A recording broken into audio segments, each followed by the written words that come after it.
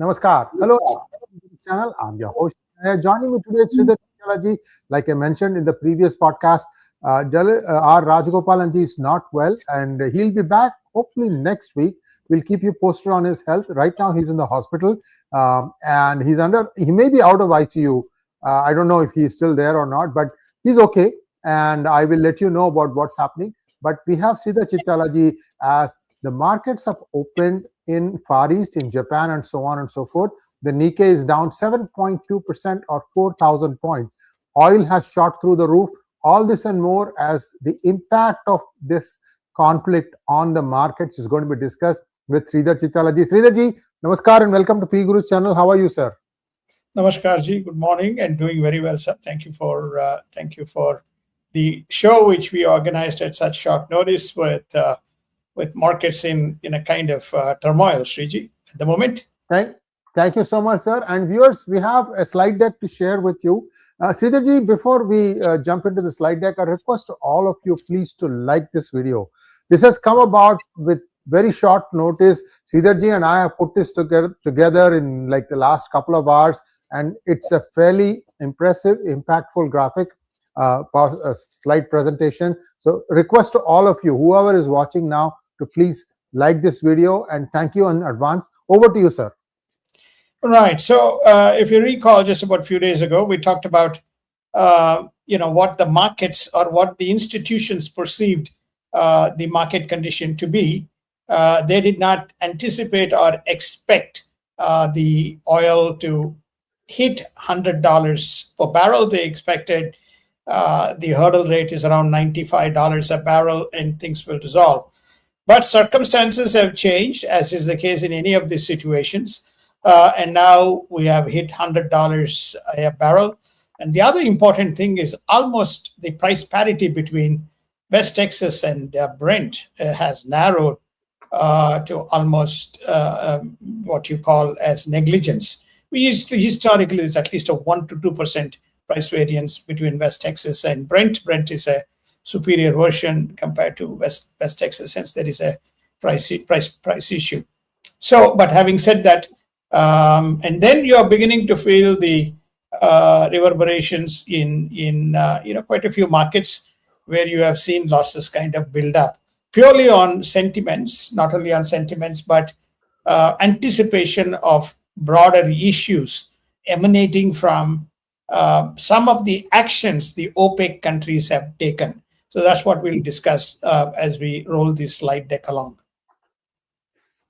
Okay, so energy supply crisis 1, the strategic blockade, which is Strait of Hormuz, and of course there's also a question of who is the politician who is going to succeed, and in Iran, and who do they talk to?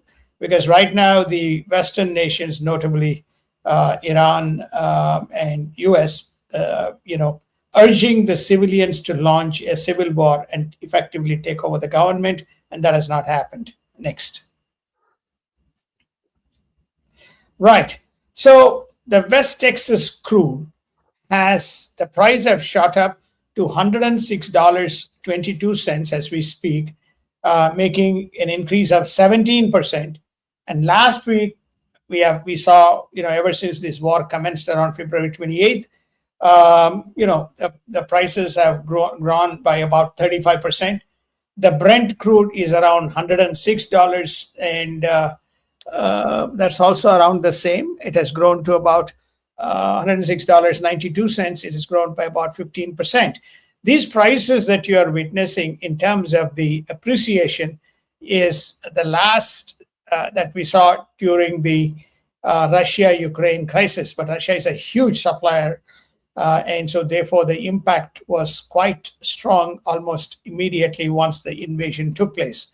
But we are slowly beginning to move towards that number, and the number is about $140 a barrel. Whether we'll hit that number in this crisis, remains to be seen.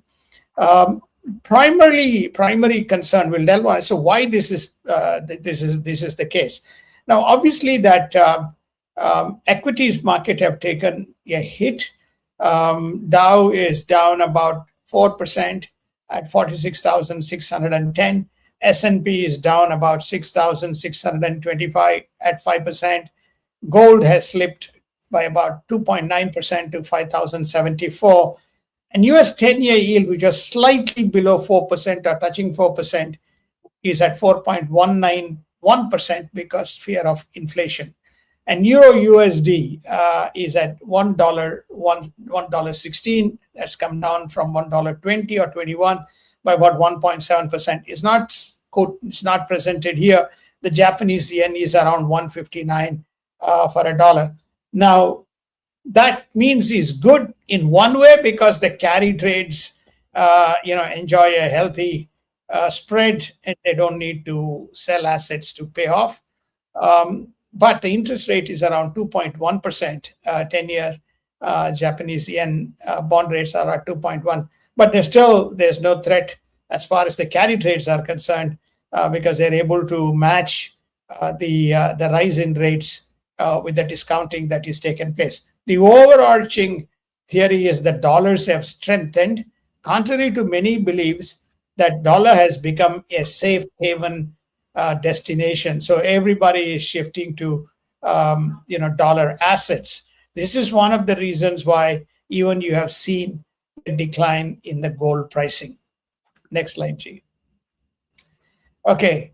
Now the question that is asked is, why is this as a benign market reaction, especially in the US equities markets, understanding the fact some of the contagion is in the rest of the world, most notably in Asia, and then spreading to Europe.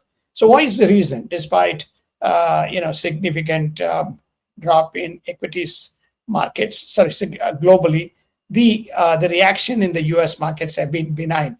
There are several reasons. First and foremost, there was a briefing by US government to the wealth managers and asset managers and private banks that to some extent, appeasing the fears or containing the fears of a prolonged war. So one of the first things that they pointed out was this will not be a long war. Regime change is not the intent, and there's not going to be an occupation. Once two key strategic objectives are accomplished, this war will finish. One is getting rid of all the warheads and weapons which potentially cause a threat to both United States and Israel. That's number one objective. Number two, to attack and take out the leadership from where actions have originated. People should take cognizance of the fact that both US and Israel, since that October 7th attack, have witnessed right around the world both traditional attacks from Iran and surrogates, which are where they are located, like Hezbollah. Hezbollah is located and training camps are located as far or as close to United States in Margaret Islands in Venezuela. There's also apparently sleeper cells, and there has been 3 attempted threats on President Trump's life. Now, the story is that whether one believes in some of these or not is questionable. But the fact is that they have seen the footprints of Hezbollah all around the world. Of course, Hamas remains uncontained. There's no solution. They still have occupation within Gaza. So Israel felt there was an ideal opportunity, and US followed. So therefore, what's the strategic implications of everybody thinking that this is a short war and this will be contained? Even if it takes 12 weeks, the market can overcome and withstand. Now, there are several reasons. One is there's a strong pre-war fundamentals. There's expectation of 3 rate cuts at least. So and especially with Kevin Walsh taking over, there's controlled liquidity in safe havens, which is all the tax haven, tax-free islands. And there's an anticipation of strategic military resolutions along the lines that we mentioned. So therefore, and I think we even projected a chart that once Kevin Walsh takes over, by the end of the year, the 10-year rates could be at 3.75%, and S&P going back to about 7,800 or 7,600 number. So this has been the thinking behind not catastrophic reaction in the U.S. markets, but you are witnessing this in other markets, most notably in Asia today. I think almost close to 10%, Kopsi and Nikkei have been down because they have a direct consequence. They are one of the big beneficiaries or big high impact as a result of the most important thing, not closure of Straits of Hormuz, but these oil flows through Straits of Hormuz. The GCC countries, such as Iraq, Bahrain, UAE, Oman, then Saudis, they have all, and Qatar, they've all started to cut oil production because none of them have storage capabilities. None of them have storage capabilities, enormous storage capabilities. They're drilled, taken out, refined, and immediately put into the ships, and they pass through Straits of Hormuz and other navigational gateways in the world, but they have to first get past Straits of Hormuz. So therefore, with the production being cut, there are fears as to how the supply would be regulated to hungry buyers. India and China is a good example. Japan and Korea is another example. These are big, giant economies in the world. So that is what is creating the problems in the other markets. Next slide, Sriji. Okay. The other important thing that we note here is, and which is again one of the other reason being the benign indifference in US. If you recall, we have covered extensively the strategic reserve, which is in the what we call as the oil storage facilities around Louisiana and Texas. That got depleted enormously from almost 600 million barrels to about 350 million during the famous era of Mr. Biden, probably some of which started during the Trump time with some strategic issues. But it has now slowly made its way back to about 420 under President Trump era. They've been kind of filling up. I don't know whether they will ever reach 650. They probably will get to somewhere between 500 and 600 as they do. Trump has made it extremely clear that he has no intent to go to the strategic reserve and to draw fuel to fund or to sustain this specific war. That statement has come from him, which is another factor that the US markets have also factored this in, that it seems like a war that they know will end and has a duration, which gives it the comfort factor that the oil is not going to hit the US market. The challenges of availability of the oil will hit the US market. The other important factor is that right now we haven't seen increases in prices at the gas stations across United States. And once, should it happen, then we may begin to see the inflation head, the ugly head of inflation rear up. But so far, that has also not happened thus far. So though there is anticipation, it seems like that there's less fears based on the statement from President Trump. Next slide, Sriji. Yeah. Right. Hold on. I think there are more slides. Just 1 second. Let me take over. Yeah. Sir. Yes. Thank you. Okay. While this is happening, the G7 nations, which are having, some obviously tensions. Notably, the tensions have risen. You're following this story, that Spain has refused to allow the US bases in Spain to be used for launching attacks against Iran. It's effectively stated this is the thing that is going on between Israel and US against Iran is illegal. They're not going to allow.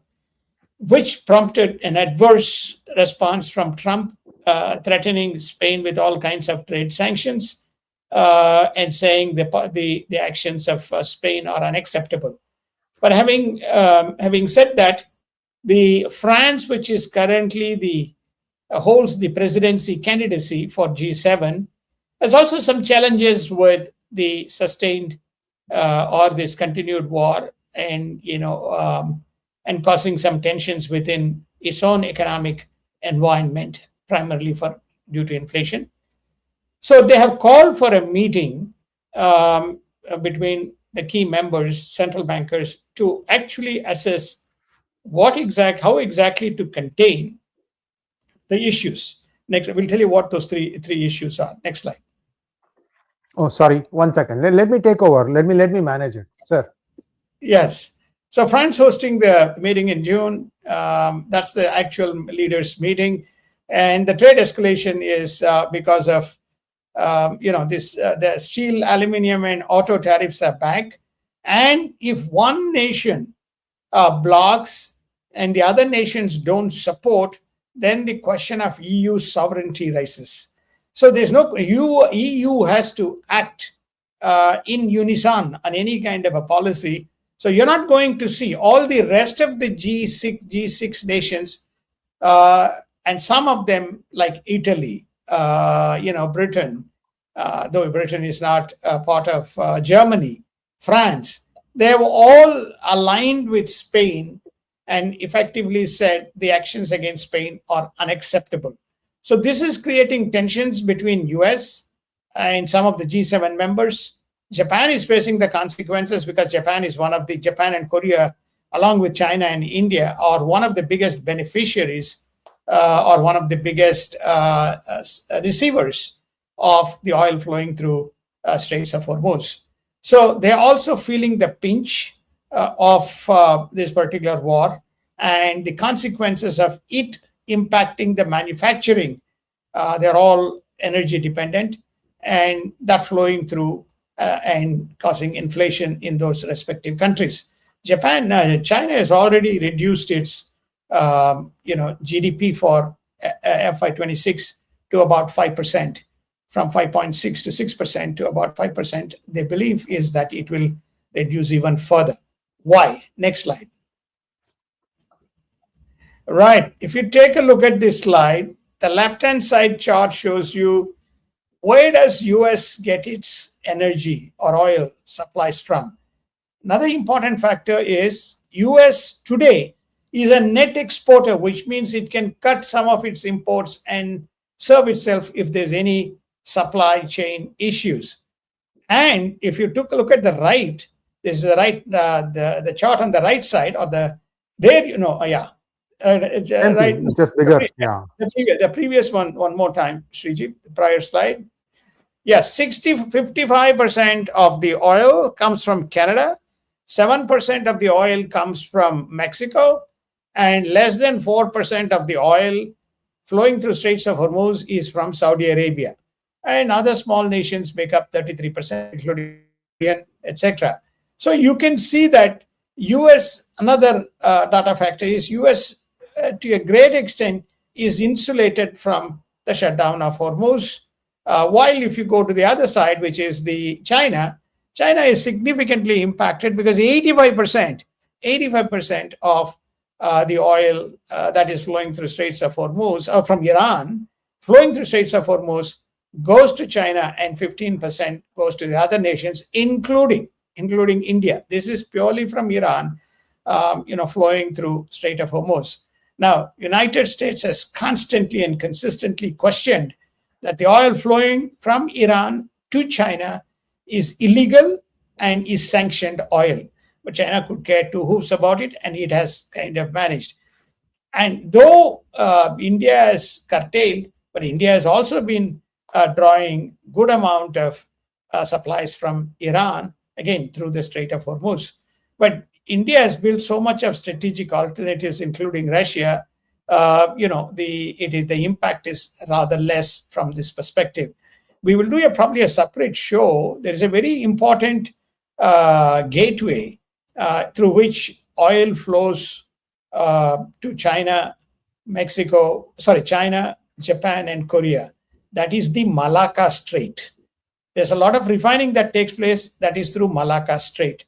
This is where we need to go back and think about why Malacca Strait and the Andaman Nicobar ports are strategically important for India.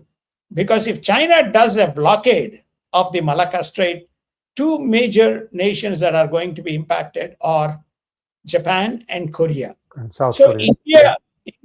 India, Japan, and Korea. India is therefore both from making sure that the supply chain, this used to be the Quad strategy, okay, now it is thrown out, was an important ally in making sure that there are no economic as well as military. So it can see the ships coming from South China Sea into Malacca Strait, and it can take advanced actions against. So, but we will do a separate show to show you what are the various choke points. But these Hormuz and Malacca are very important in an Asian context.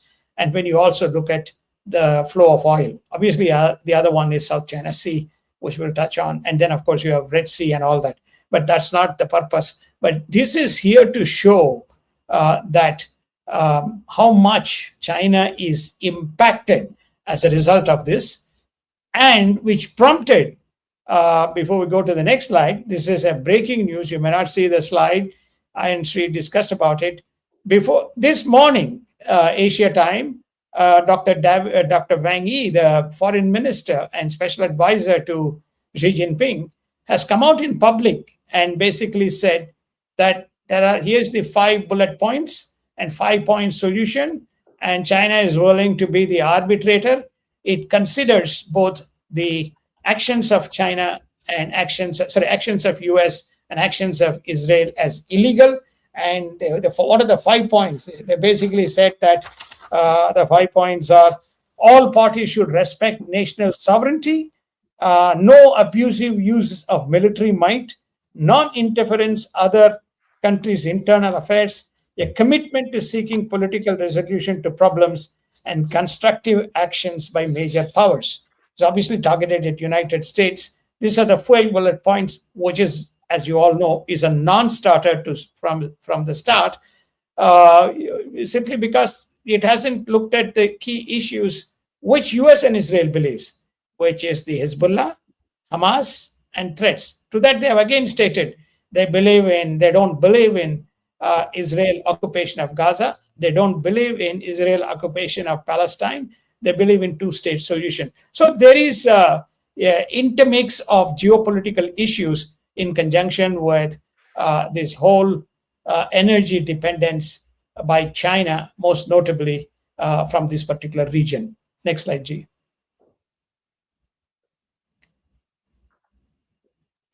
One second, sir. Here we go. No, we already did this. We already did this. Yeah. Sorry about that. Yeah. So the fears arising is the economic contagion, whether it will hit rest of the world, which in turn, will flow through into US as well. The primary risk is around whether the conflict has been positioned as 8 to 10 weeks conflict, but it doesn't look like that this is going to finish in 8 to 10 weeks that easily, with remnants of issues remaining. What are the remnants of issues? All assets would not have been taken out. The key leadership, which they wanted to get rid of, and a transition in power would not have taken. Thus far, there are no people marching in the streets and attempting to take over the government. And you're also witnessing, the successor, Mojtaba, Khamenei's son, Ayatollah Khamenei's son, being nominated. It was initially kept secret, but now they're saying that he's the one. He doesn't want to take, but there's a lot of pressure from IRGC. Now, the question that is being asked is, if on day one, with a massive strike that took place, where along with Khamenei, 49 key ministers and intelligence agents and so on taken out, and also it is stated that 1/3 of IRGC top leadership taken out, why there's still persistent attacks coming from Iran. It is true much of the nuclear assets they have seems to have been compromised. The medium and long range ballistic missiles seems to have been taken out. The only question is the short range as well I as. think you meant the launchers for those. Medium and long range missiles. Yeah. The launchers are capabilities. The long range ballistic missile capabilities and the short medium range has been taken out. And the short range, most of the attacks is emanating from. There's still the launchers are present, because you have seen ballistic missile attacks flowing into some of the GCC countries, and drones. They seem to have unending supply of drones. They're using these drones to target both Israel as well as the GCC countries. As a result, there is a belief that the Hormuz blockade will persist, creating, with no supply of oil, as you have now seen, inflationary pressure, and that may lead to divesting money from economics to more military spending, most notably by these GCC countries. The GCC countries have had limited offensive and defensive capabilities. Whatever you are witnessing is bare minimum restraint that they can apply. Otherwise, most of the support has actually come from United States. So therefore, they are reliant. Again, we go back to day one when the war started. We pointed to you the U.S. assets positioned in the Middle East, especially around the key areas south of Iran, and which are being used for various military efforts that United States is engaged in. So this is the fear that it will go into manufacturing with limited supply, and people going into rationing and surge in prices, which you have seen, and whether this will spread if the war stretches beyond 8 to 10 weeks. The inflation is mild at the moment, but how far it will last, we don't know, in the absence of clarity around the end state of this war. Sir, crude has just shot up to 115 per barrel. Wow. 115. Yeah. Yes. Can we just have that? We're going to have a drawing, just tells you the real-time graph of the real-time values. Can we have that thing, please? There you go. Oh, this is the reflection of that. The Sensex is falling down. It is down 2.65%, but it's falling. And crude is now shot up to 115. Maybe at the end of the trading day, who knows? When trading opens, there you go. Crude is at 115.69 as of now. That is West Texas Intermediate. And we know that Brent and WTI are more or less in sync now. So you can assume that the other one also is on the same price. Just wanted to update our viewers. See, viewers, we are seeing things happen in real time. And that's what we are bringing to you. I still see that only 1 in 3 of you have liked this video. What they do not like about it, viewers? Help us out. Please like this video. There are a couple more slides that we need to go through. Let's get back to the main slideshow, please. Next one, please. Sir. Right. So where are we heading? The terms are very set. Unilateral surrender. Trump and Netanyahu call for Iran's total cessation. I don't think that's going to happen, but that's their position.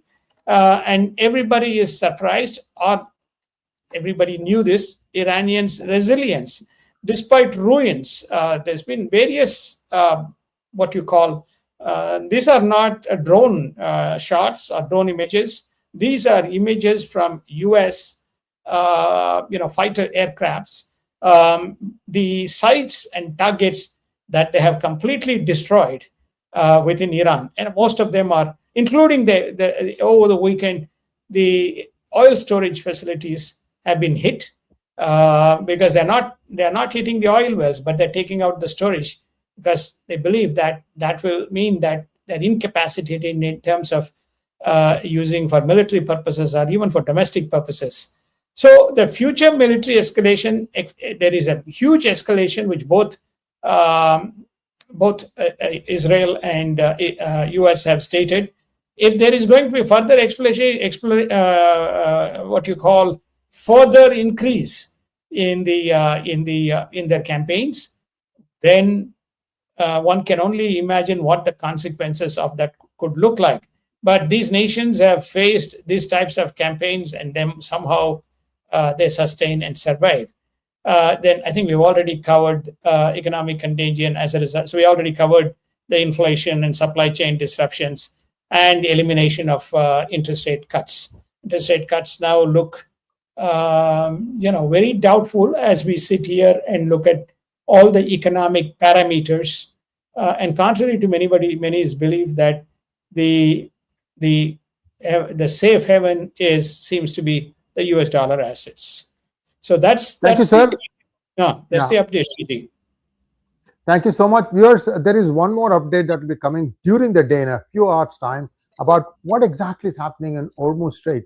Many, like Sridharji has said, since they are not able to store anything that they pump out, are now shutting down. Iraq, for example, Bahrain. And this is not, we knew about Qatar. Qatar was liquefied natural gas, but these are crude.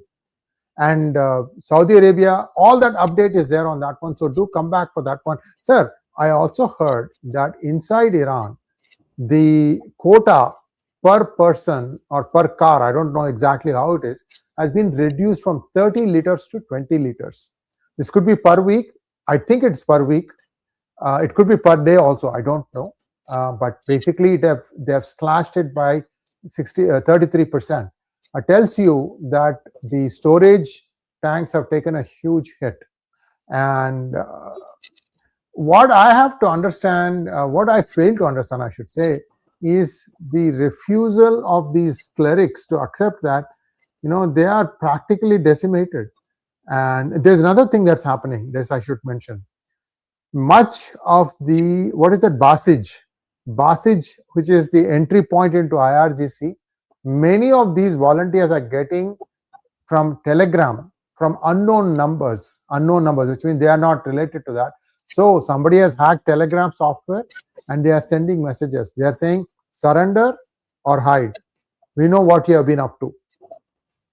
So Basij, so basically what I'm trying to say is, you have cut the top in IRGC and now you are also cutting off the feed that goes into the IRGC, that is Basij. So I think Israel knows what it's doing.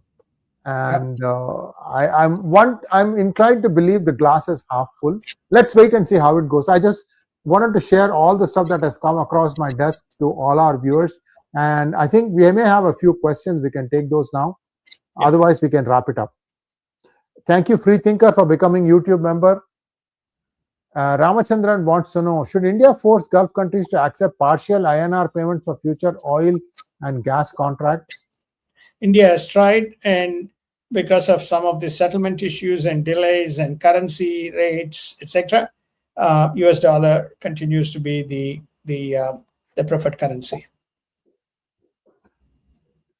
Does not China look like she is in panic?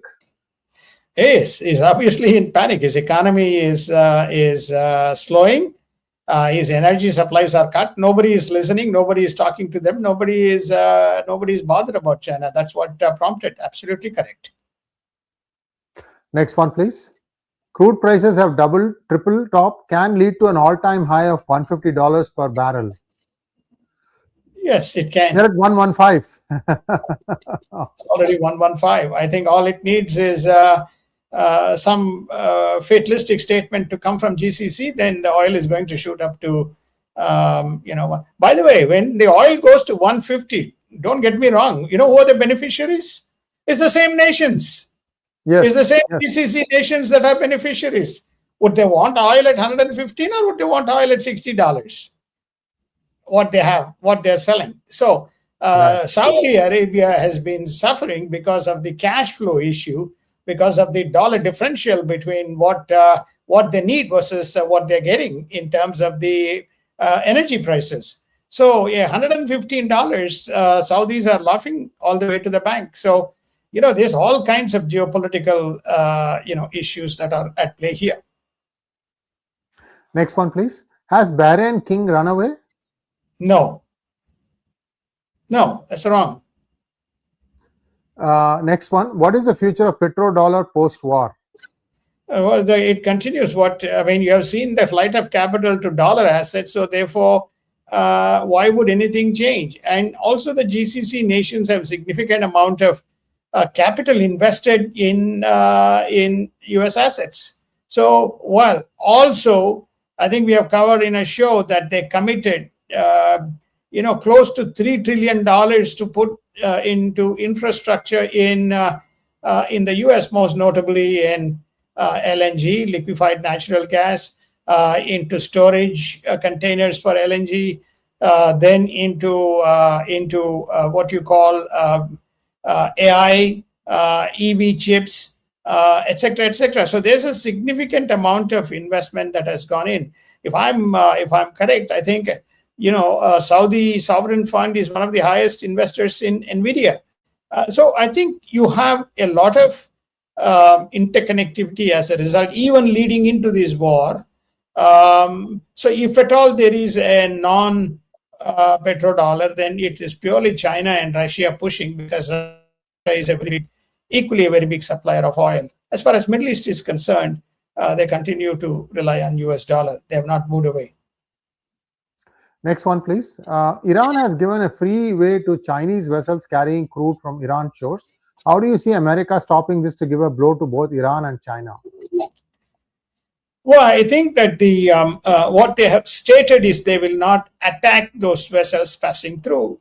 But Chinese vessels have to go through a barrage of US assets, US what you call defense assets, which are in the region by way of destroyers, by way of huge carriers, sitting in more than 20 or 25 of them in around the entrance to the Gulf of Hormuz, Straits of Hormuz, allow the entrance to the Straits of Hormuz. So therefore, China is not taking risk in terms of moving, and I think India has negotiated with the Russians, and they basically, today the foreign minister made a statement: we don't need anybody's permission to get more oil from Russia. This is to President Trump and Scott Bessant's statement that we gave temporary impasse and we're allowing India to take oil from Russia. I think 11 million barrels or something. That's the number that's floated.